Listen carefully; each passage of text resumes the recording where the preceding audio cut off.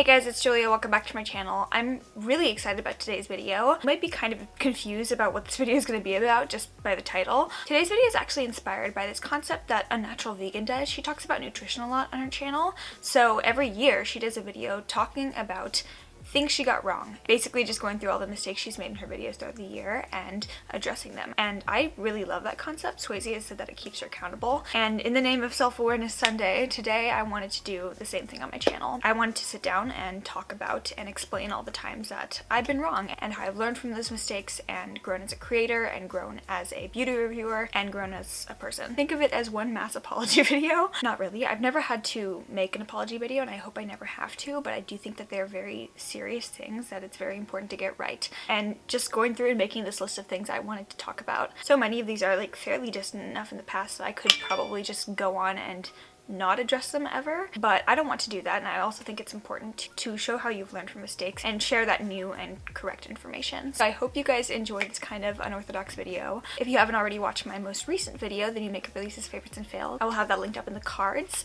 The Sailor Moon giveaway from that video is still going on. I did want to really quickly announce that the spring summer merch is going to be launching on 4/20. Blaze it. And this is by far my favorite collection I've ever designed. So mark your calendars. I'm very excited. Full details of this look should already be on Instagram. I'm sipping on my holy nectar, Celsius, and I'm really excited to do this video. So hope you guys enjoy this one. Let's get into all my mistakes. What will you learn? What will you learn? That your actions have consequences! Alright, the first one I want to address is the most recent thing. At the end of 2019, one of my last videos of 2019 was my Things We're Leaving in 2019 video. Very popular video concept popularized by Jackie Aina. Basically, you just go through a bunch of trends that you hope to see left in the year as we go into the new year. Towards the end of that video, I said something that sparked a lot of discussion in the comments section. I talked about my feelings surrounding the use of facetune, especially on Instagram and social media, and I misspoke saying that it's not that deep. I'll insert the clip here so you guys can see exactly what was said. If we're talking like Photoshop and like facetune stuff, I also kind of disagree. To a certain extent, I do think that there is plenty of overuse of Facetune and Photoshop and photo editing. Like, I've been very upfront about the fact that I use Facetune and I don't think it's the worst thing ever. It's not that deep. It's really not that deep. So from that very like short little discussion clip in that video, I really misspoke in that clip that you just saw. I do this thing where I go on tangents and I'll start talking and I'll start making points that eventually lead to nowhere and I'll forget to like finish those points. So when I was filming that video, I got really into talking about like the entire issue of Facetune as a use, just going off on different tangents that eventually just did not make sense. So when I was editing, I cut out probably like a good 4 minutes of me just saying stuff that didn't actually, basically I said a lot of things and I said nothing at the same time. So as you can see in that clip, there was a really like abrupt jump cut from me like introducing the topic to me being like, yeah, it's not a big deal, it's not that deep.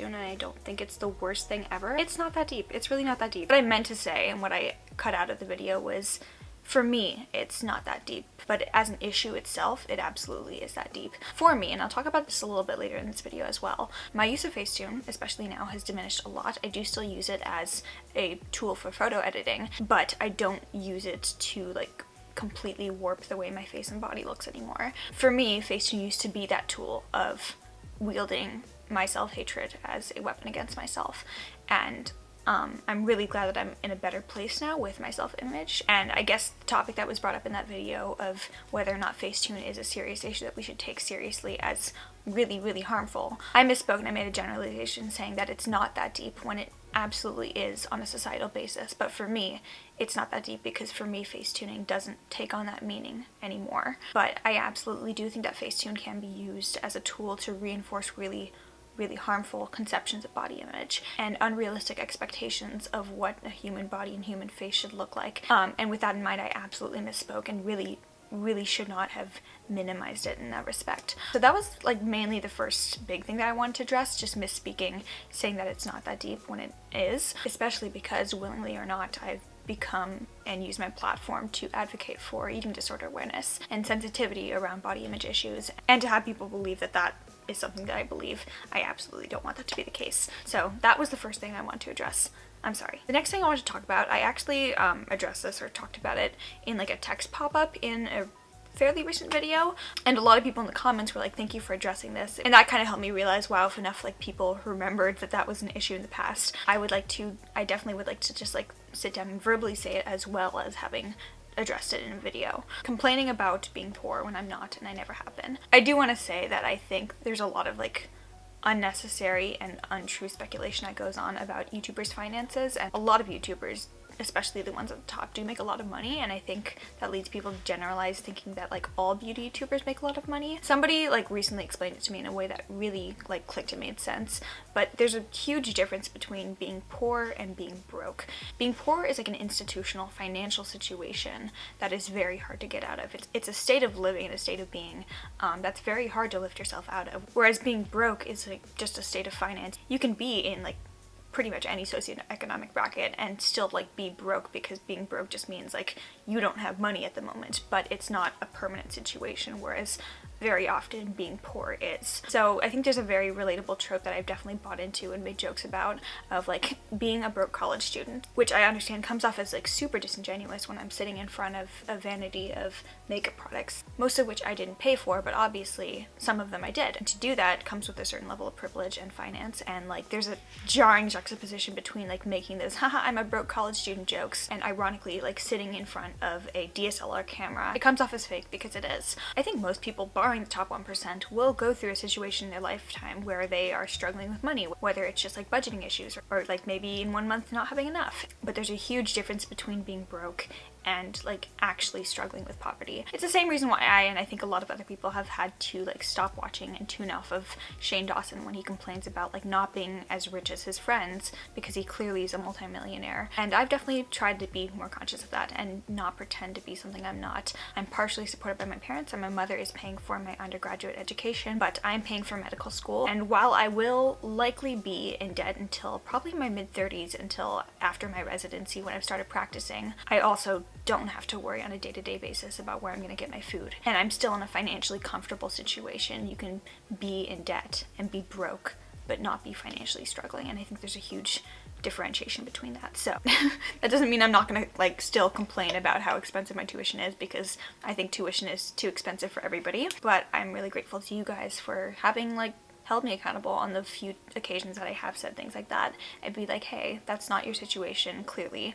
I also don't think it's like fair to assume people's finances just based on their external appearance. People can absolutely be wearing like decked out designer outfits and still like be financially struggling. But at the same time, I really appreciate you guys like holding me accountable in that respect. So for that, I'm sorry. So when Dramageddon happened, almost exactly a year ago actually, but Dramageddon 2, the James Charles versus Tati situation, I and many others were really, really quick to jump to conclusions. Tati's bi-sister video was really, really convincing, and I think came out at the perfect time to cause a storm, especially on the heels of like just James Charles generally being kind of annoying in public. It was really, really easy to hear all the things that Tati said about him, even though they were incredibly serious allegations that definitely should have required a lot more critical thinking about them before just accepting them as truth. I did that, I think a lot of people did, and jumped to conclusions. A phrase I really, really hate is like my truth, when people make videos like titled my truth. There's no such thing as your truth. There's the truth. You don't live in your own world with its own separate truths. There's your perspective, someone else's perspectives, and then the truth. I acted on one perspective, and I made a video very shortly after the bi-sister video. I didn't go super in depth into my perspectives, but I was basically like, yeah, Tati's right and James is bad. And then I and many other people were proven wrong promptly. And not only did I like deeply regret jumping to conclusions, but also I regretted just bringing that drama to my channel in the first place. Like, I want my channel to be a source of escape from like awful things. Obviously, I have a responsibility to like talk about things that go on in my community. I should have waited, and my Model United Nations brain usually looks at things in a more objective manner, and I believe in due process, and I believe in letting people have like a fair public opinion trial. But in that case, I was not the bigger person, and I jumped into the bandwagon, and I regret that. So for that, I'm sorry. Next, I want to address fragrance and alcohol and skincare. And this is going to be a two-parter apology, because first, if we go way, way back to like the very beginnings of my channel, which please do not watch my old videos, they are so bad. I like didn't know anything about skincare, and I would recommend like the craziest products I definitely wouldn't recommend today. I recommended like putting undiluted witch hazel solution from Target on your face, which is 14% ethyl alcohol. And as my channel grew, a lot of people were telling me like those are really harmful ingredients, these are really, really bad. And then I started getting more into skincare YouTube and watching those types of videos, and I was like, wow, fragrance and alcohol are the devil. I regret recommending those harmful ingredients, but then I think I swung way too far to the other side, and I was like, these ingredients are awful, and demonize those ingredients. I was pretty much just doing the exact same thing of like listening to the opinions of others and not actually doing scientific research and understanding why those ingredients were harmful. So I like swung way too hard to the other side, and I was like, alcohol and fragrance and skincare are Satan. But over the past, like, I would say 6 months or so, I've gotten a lot more educated about ingredients from talking to dermatologists, cosmetic chemists, plastic surgeons, estheticians, people who deal with skin on a daily basis and understand ingredients and understand the chemistry of those ingredients. Because as much as I love and respect skincare enthusiasts on YouTube, and I think that they do have a place and are amazing parts of the community, I think that it's really important to get your information on ingredients from people who work with those ingredients and understand the chemistry of them. Alcohol, for example, has its place in skincare, including like drying alcohols like ethyl alcohol and ethanol. It's a really stable emulsifier, so it can help to keep ingredients emulsified and keep formulas stable, which obviously creates a better result for your skin barrier and your microbiome. It's also a really good tool for deeper penetration of skincare ingredients. So alcohol, as long as it's formulated within a product and formulated specifically for that use, it does have its place. Obviously, you don't want to like overuse things because alcohol can be a stripping ingredient, but if it's formulated in a product and if that product works for your skin and doesn't damage your skin, I have no place, and I think nobody has any place to tell somebody to stop using a product that works for their skin and doesn't hurt them just because there's an ingredient in there that they don't like. It's the same with fragrance. It can irritate people's skin, but it also cannot on certain people. And I'm somebody who, even though I do have sensitive skin that reacts to a lot of things, most of the time my skin can tolerate fragrance, and there's a lot of products I have that have a tiny bit of fragrance in them, but it also has some really, really good ingredients that if I decided to stop using that product just because it had a tiny amount of fragrance in it, I would be missing out on a product that otherwise works really, really well for my skin. I think skincare is such a personal thing, and I no longer want to be on the perspective of like, yeah, just use whatever you want, because there are genuinely harmful ingredients that we should look out for. But I also don't want to swing too far to the other side and say like, just because these ingredients might not work for some people or might not work in certain formulations doesn't mean that they're inherently bad. So for my lack of education about skincare and then my misinformation about skincare that I thought was education, I'm sorry. The next thing I want to apologize for is reviewing things too quickly in the past and then having to backtrack on them. And this hasn't been a problem for probably like 2 years on my channel, especially like now. You guys know you can expect to see a new release reviewed on my channel a good like 2 months after it's actually come out. I'm not super on top of it in terms of like really churning out those new release reviews, just because like I'm busy. Most of my videos are actually like fairly pre-filmed. Not right now, I'm actually like pretty much filming on a regular basis now, but especially when I was living up on campus, I would come home once a month, pre-film an entire month's worth of content. So even though I do review new releases, it's usually on a pretty strong delay. But also, I've just gotten a lot more thorough about my testing. So for example, I recently reviewed the Bite Beauty's Changemaker Foundation, a good 2 months into testing it. But in the past, I didn't used to do that because I wanted to be a review channel, and I don't think of myself as a review channel. I do review products, but I'm not that person getting my video on the product out first, because that's a lot of pressure, and to a certain degree I don't think those reviews are always useful. In the past though, I wanted to be like a review channel, and I wanted to get my video up first, because the sooner you get your video up about a new product, the more views you get. So I would just try to churn out new product reviews, and especially as I was getting more PR and just like getting more products in general, and I was buying a lot of products back then too, that basically translated into a very short turnover time for reviews. Again, I haven't reviewed products like this in probably about 2 years, but back then there was a time that I would like test out a product maybe once or twice before reviewing it. That's also why you don't see me doing first impression videos on my channel, just because I don't think that they're useful whatsoever as a review at all. And like a good 2/3 of the time, I would say my first impression is usually pretty accurate as to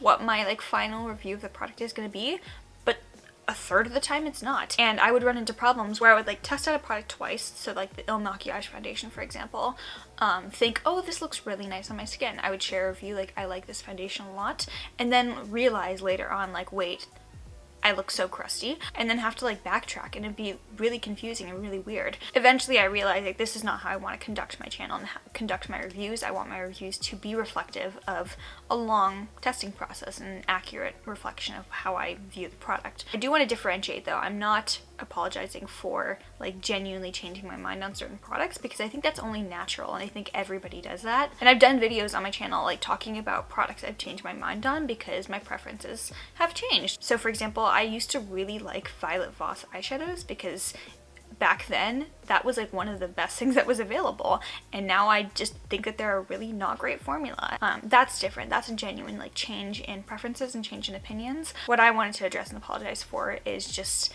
me being not a good reviewer, and I've definitely made steps to be better, and I hope you guys trust my reviews now, but they were not the best reviews in the past, and for that I'm sorry. Step the fuck up, Kyle! Alright, this next thing I want to talk about, continuing what I was referring to earlier in the video, face tuning the living shit out of my photos in the past. Let me...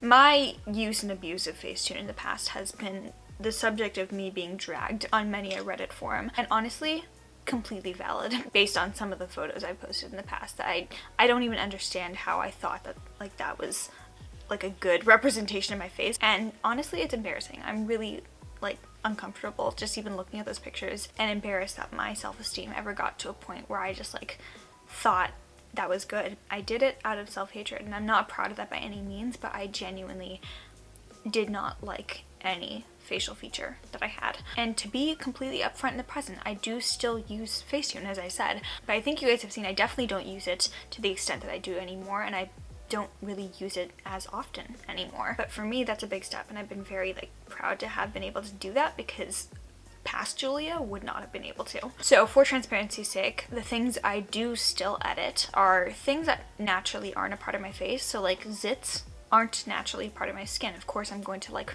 blot out a little bit of a zit. I use filters and I use color correction. I also still do edit my nose, though not to the extent that I used to, but I do like straighten out the bump because I'm insecure about that, and I think if I ever did change my nose in real life, I would get rid of that, but I wouldn't like get rid of defining part of my face. I don't edit my makeup, I don't edit my body anymore, and that was a big step, but it was really like a good move for me in terms of body image, because on those days when I have really low body image, and it happens, I'd be looking at pictures of myself like tearing myself down, why don't you look like that anymore, when I never looked like that in the first place. And I think that's really important to remember. I don't edit my lips. I also don't like smooth out my skin texture anymore. But I also do want to say I never lied about it. If people ask me like, do you Facetune your photos, I would always say yes. I would never say like, no, my photos are unedited and this is exactly what I look like. So for making myself look like whatever the hell this is, I'm sorry. Next thing, hold on. What you doing out here with all this ass? Double cheeked up on a Thursday afternoon, hella ass. Ugh. So, the next thing I want to address and apologize for is for accidentally accepting PR from a detox tea company that promotes eating disorders. I'm very embarrassed that this is a thing that actually happened, because obviously you guys know my past. You guys know I would never ever willingly promote a company that promotes such a heinous practice. This is partially their fault and partially mine for being stupid, but I was emailed by Teamy, which is a detox tea company, but I didn't know that at the time, because in their email they positioned themselves as a skincare brand. They were like, we're a new skincare brand, and I'd heard the name before, especially because I started watching skincare YouTube, but I wasn't fully immersed into skincare YouTube. I thought, oh, this is probably like a new up-and-coming skincare brand that I've heard about, and I was really excited. So I said, yeah, here's my mailing address, send me whatever you want. Got this detox mask, I used it in a video, and then people were like commenting, hey, just so you know, that's a laxative tea company. And I was horrified. I was really upset. I emailed the PR rep. I was like, you basically misled me. You said that you were a skincare company. She was like, yeah, we're a new skincare line within this company that has been existing for a while. Basically, these teas are so stupid. They're marketed as like a weight loss technique, but basically they just make you poop uncontrollably and lose a bunch of water weight. So while I do feel like the language of that initial email was definitely misleading, it's my fault absolutely for not properly vetting the brand and not even like doing a modicum of research to make sure that I wasn't accepting products from a detox tea brand. I should have been able to pick it out, Teami, because like tea is in the name, but also I thought maybe it's just like a skincare brand based on tea, because that's also what they said in the email. So even though my audience was a lot smaller when I first mentioned this product, I still use my platform to accidentally promote a brand that I definitely do not believe in, and for that I'm very sorry. Alright, the last thing I wanted to address and mention, especially because my new merch is coming out on 4/20, is the flip-flopping and dubious limited edition status of my merch line. This is just a string of like dumb mistakes and me being an idiot. But basically, when I first launched my Dewy merch last summer, so it's been almost a year that I've had merch out, which is cool. When I first launched my Dewy merch, I 100% intended for it to be a limited edition release. I intended to have the product out for 2 months and then discontinue it. And then you guys really liked the Dewy merch, so I was like, you know what, I'm gonna make it permanent. But I didn't communicate that really well. People like thought it was limited edition, and then I'd responded to a few people's comments and like mentioned in one video that it was gonna be made permanent, but I should have like made that a lot more clear. And then when my Flower Child merch came out, the same thing kind of happened, because I believe I communicated one time like an idiot. I should have like said it every time that I talked about the merch, that the Morning Glory sunflower and the rose, like the regular flower ones, were gonna be permanent, and then the spooky, the dead rose one was just gonna be a limited edition Halloween release. So the 3 ones that are permanent, those are permanent, and then the Halloween one, I had it out for about 2 months and I took it away after fall ended. And then the launch I'm coming out with on the 20th of April, I'm still not sure if it's going to be permanent or limited edition, but I will probably say that in the launch video. So this is just like a lot of confusion on my part, and especially because I signed on to a management label in October. We like discussed like what to do about my merch line and like, should I make it permanent, should I keep it limited edition, and ultimately I decided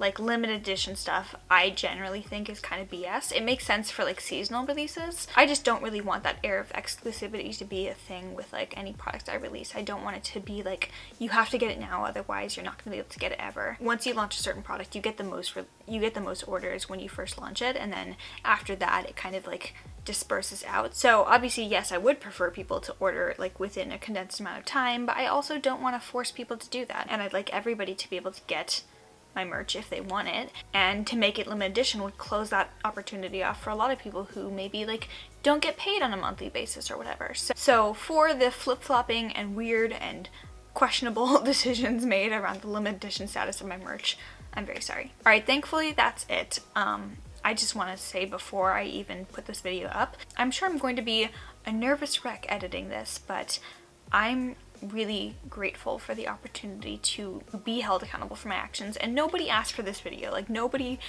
has been like actively pursuing apologies for these mistakes, but I still wanted to make this video because like I could brush these things under the rug and just never address them ever, but I don't want to do that. I also just don't want people to think that I hold certain like stances and certain beliefs when I absolutely don't. So that is today's video. I hope you guys enjoyed it, just clarifying some things and reflecting on all the times I've been wrong, and I'm very grateful that I've learned a lot better, and I will continue learning and continue growing, and you guys gave me the space for that. So for that, I'm forever grateful. Stay inside, stay safe, stay healthy. I will be providing you quarantine entertainment as long as possible. If you like this video, please give a thumbs up. Make sure you are subscribed down below. Follow me on Instagram, Twitter, and TikTok.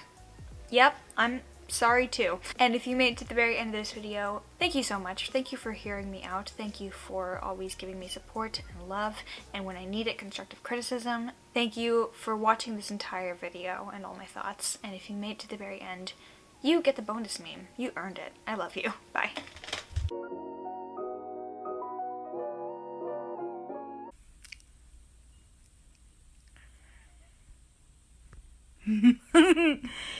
That is very much adequate.